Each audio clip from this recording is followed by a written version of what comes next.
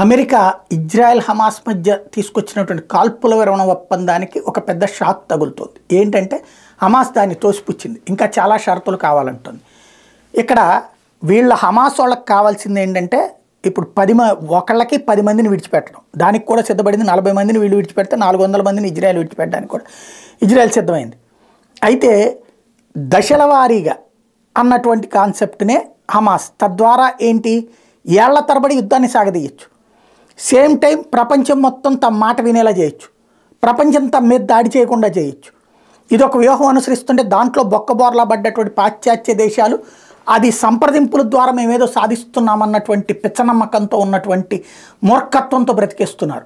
ఇట్లాంటి దశలో అమెరికా ప్రతిపాదనలు దెబ్బకొట్టడానికి రష్యా వాళ్ళు చెప్తేనే ఫైనల్ చేసే స్థితిలో హమాస్ తీవ్రవాదులు ఉన్నారు. ఓవరాల్గా ఈ Hamas, Hezbollah, Houthi, Islamic resistance force, Islamic jihadist force ఈ 5 తీవ్రవాద సంస్థలు ఒక్కతాటి మీదకి వచ్చి రష్యా చెప్పు చేతల్లో నడుస్తూ అమెరికాకి చెక్ పెట్టేటటువంటి ప్రయత్నం ఏదో ఒక సాకు చెప్పి దాన్ని ప్రతిపాదన తోసిపుచ్చే ప్రయత్నం చేస్తున్నాయి.